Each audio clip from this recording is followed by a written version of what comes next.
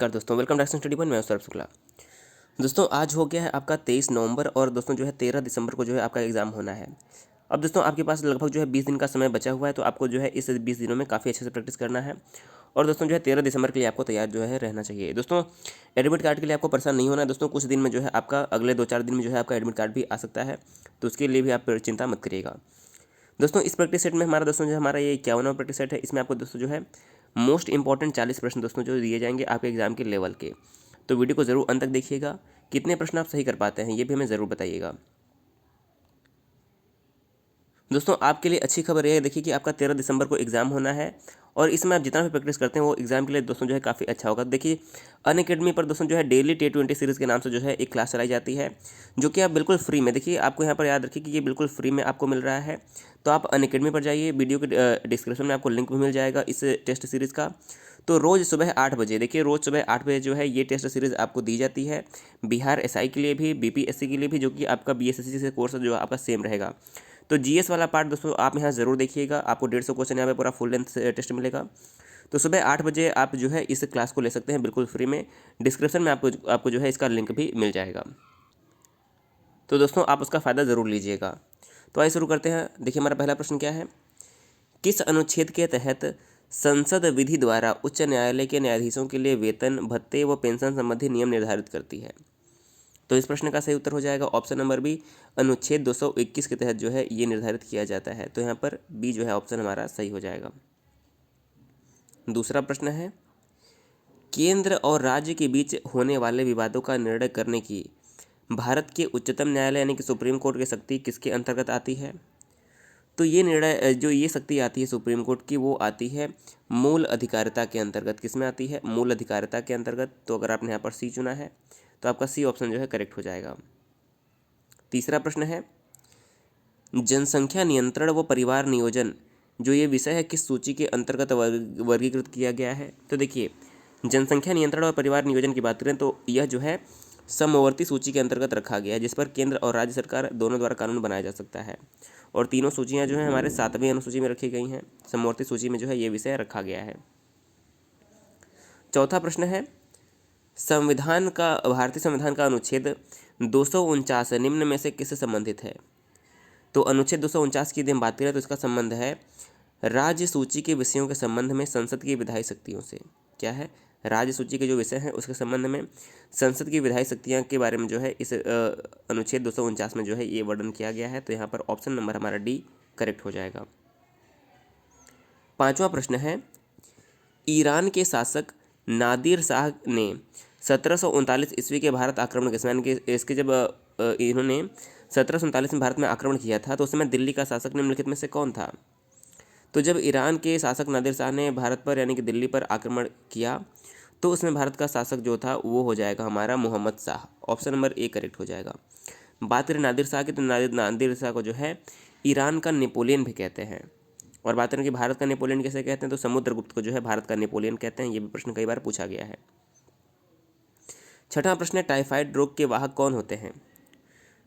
बालू मक्खी, घरेलू मक्खी। तो देखिए घरेलू मक्खी सही उत्तर हो जाएगा। जो टाइफाइड रोग है इसके वाहक होते हैं घरेलू मक्खियाँ।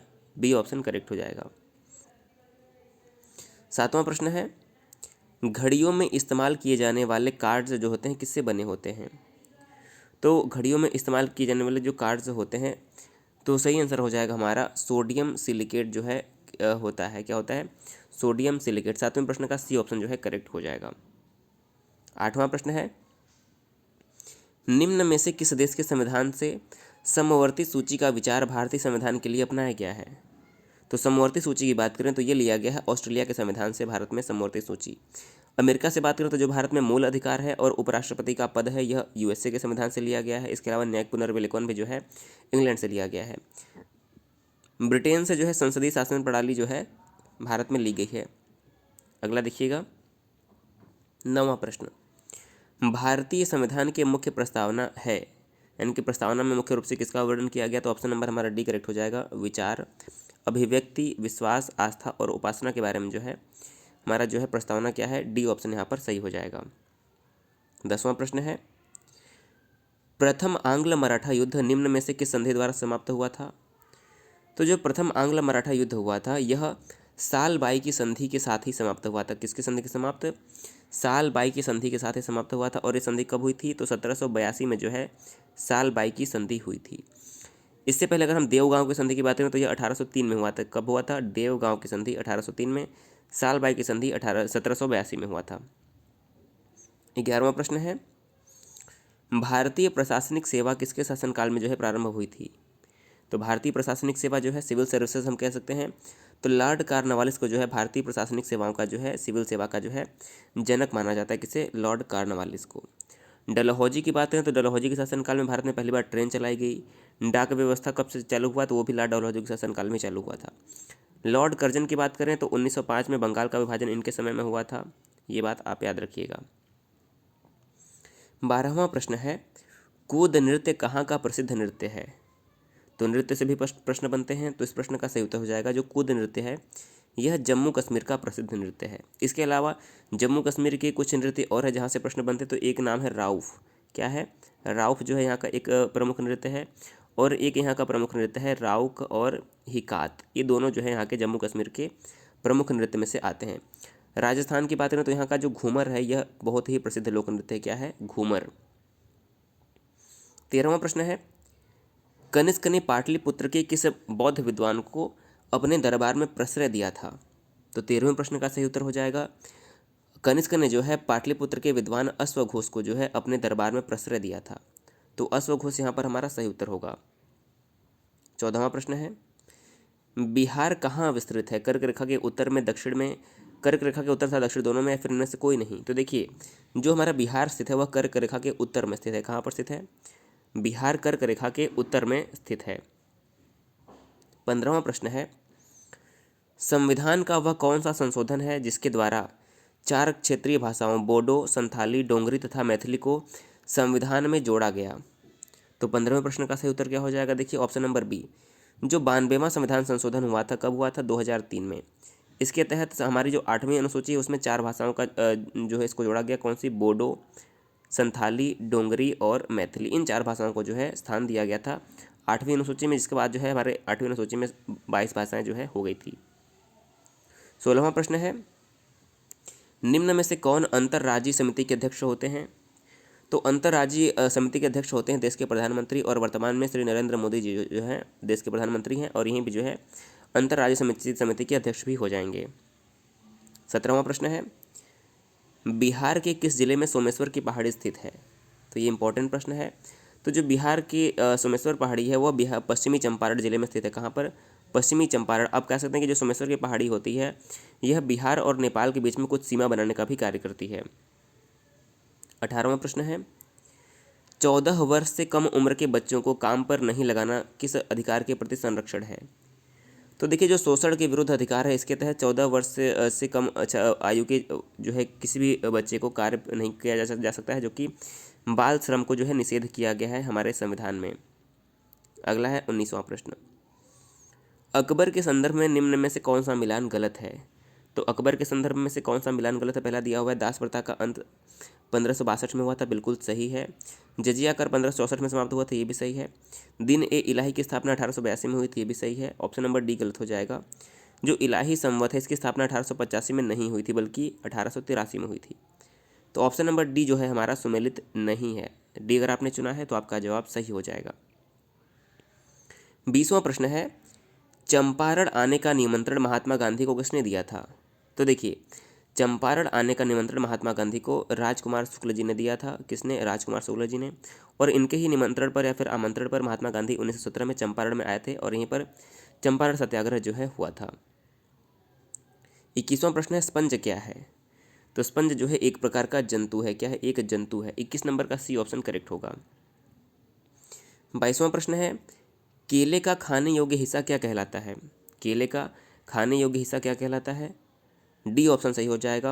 अंतः फल भित्ति और मध्य फल भित्ति कहलाता है केले का खाने वाला हिस्सा, अंतः फल भित्ति और मध्य फल भित्ति। 23वां प्रश्न है, निम्न में से किस वायसराय के शासनकाल में ब्रिटेन के राजा जॉर्ज पंचम भारत आए थे?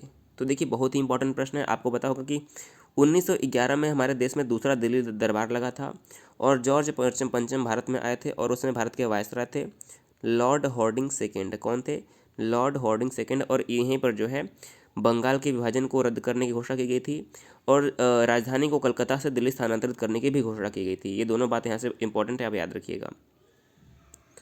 24वां प्रश्न है कि निम्न में से किसने हड़प नीति का प्रयोग करते हुए कई भारतीय राज्य ईस्ट इंडिया कंपनी के अधीन कर लिए थे? तो देखिए, जो राज्य हड़प नीति है यह शुरू किया था भारत में लॉर्ड डलहौजी ने। किसने? लॉर्ड डलहौजी ने राज्य हड़प नीति जो है भारत में शुरू किया था। तो सी ऑप्शन यहाँ पर करेक्ट आंसर होगा। तो देखिए, हमारा 25वां प्रश्न क्या है कि भारत में प्रथम कपास मिल यानी कि सूती वस्त्र उद्योग की स्थापना किस शहर में हुई? तो यदि हम बात करें कि भारत में सबसे पहला जो कपास मिल है इसकी स्थापना कहाँ पर हुई, तो हमारा सही उत्तर हो जाएगा ऑप्शन नंबर डी, कलकत्ता में जो है भारत का सबसे पहले कपड़ा मिल यानी कि जो है कपास मिल की स्थापना की गई थी। तो ऑप्शन नंबर डी यहाँ पर हमारा करेक्ट आंसर होगा। 26वां प्रश्न है, जनवरी 2020 में किसे भारतीय रिजर्व बैंक के डिप्टी गवर्नर जो है नियुक्त किया गया? तो भारतीय रिजर्व बैंक का जो डिप्टी गवर्नर है जो जनवरी में नियुक्त किया गया था, माइकल देवव्रत पात्रा। किसे? माइकल देवव्रत पात्रा को जो है आरबीआई का जो है डिप्टी गवर्नर नियुक्त किया गया था। तो ऑप्शन यहाँ पर ए जो है करेक्ट आंसर होगा। 27वां प्रश्न है, देखिए कुछ करंट के क्वेश्चन है।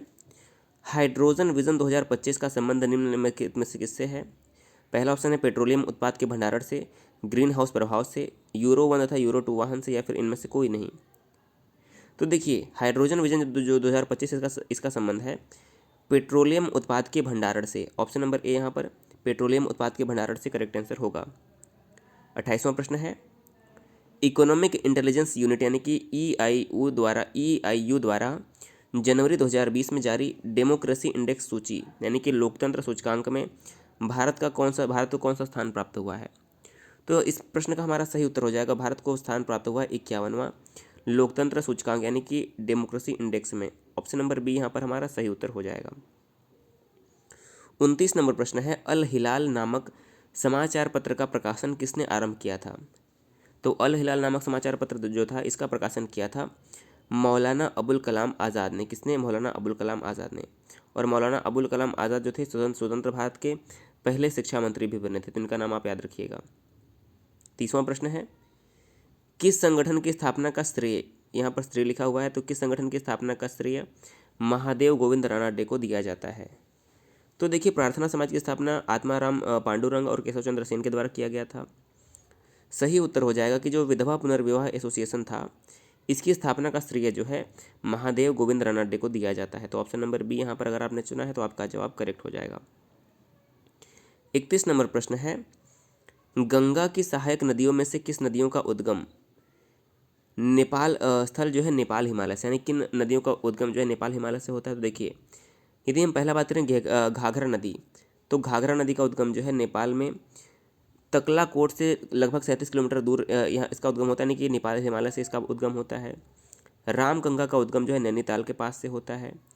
गंडक का उद्गम जो है नेपाल हिमालय से होता है और कोसी का उद्गम भी जो है नेपाल हिमालय से ही होता है। तो आपका सही उत्तर क्या होगा? देखिए, घाघरा, गंडक और कोसी इन तीनों का उद्गम जो है नेपाल हिमालय से होता है, लेकिन रामगंगा नदी का जो उद्गम होता है यह जो है नेपाल हिमालय से नहीं होता है। तो हमारा 1, 3 और 4 जो है ऑप्शन करेक्ट हो जाएगा। तो सही उत्तर क्या हो जाएगा? 1, देखिए 2 को छोड़कर सभी सही थे, 1, 3 और 4। दूसरे पे रामगंगा था तो दूसरा रामगंगा छोड़ दीजिए, बाकी जो तीनों हमारे हो जाएंगे वो सही आंसर हो जाएंगे, 1, 3 और 4। देखिए, रामगंगा को याद रखिए, जो जिम कॉर्बेट नेशनल पार्क है, आपने नाम सुना होगा, जो कि उत्तराखंड में है। तो रामगंगा नदी जो है जिम कॉर्बेट नेशनल पार्क के बीच में से होकर जाती है। 32वां प्रश्न है, भारत के सर्वाधिक क्षेत्र पर किस प्रकार के वनों का विस्तार है? तो जो भारत के सर्वाधिक क्षेत्र हैं उस पर उष्णकटिबंधीय पर्णपाती वनों का जो है क्या है? विस्तार है। ऑप्शन नंबर ए यहाँ पर हमारा सही उत्तर हो जाएगा। अगला प्रश्न है 33 नंबर, भारत में निम्न में से कौन से प्राकृतिक पोताश्रय यानी कि बंदरगाह हैं, यानी कि प्राकृतिक बंदरगाह आपको पहचानना। देखिए, जो कोचीन का या फिर कोचीपत्तन है प्राकृतिक है, मुंबई का भी प्राकृतिक है, विशाखापत्तनम का भी प्राकृतिक है, लेकिन चेन्नई का बंदरगाह जो है प्राकृतिक बंदरगाह में नहीं आता है। तो 33वें का हमारा सही आंसर क्या हो जाएगा? बी। 1, 2 और 3 जो है करेक्ट हो जाएगा। जो चेन्नई का है यह कृत्रिम बंदरगाह में आता है। तो हमारा यहाँ पर बी, कोचीन, मुंबई और विशाखापत्तनम जो है सही उत्तर हो जाएगा।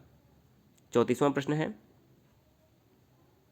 अगला प्रश्न है 34 नंबर प्रश्न, साइक्लोट्रॉन किसको त्वरित करने के लिए प्रयुक्त किया जाता है?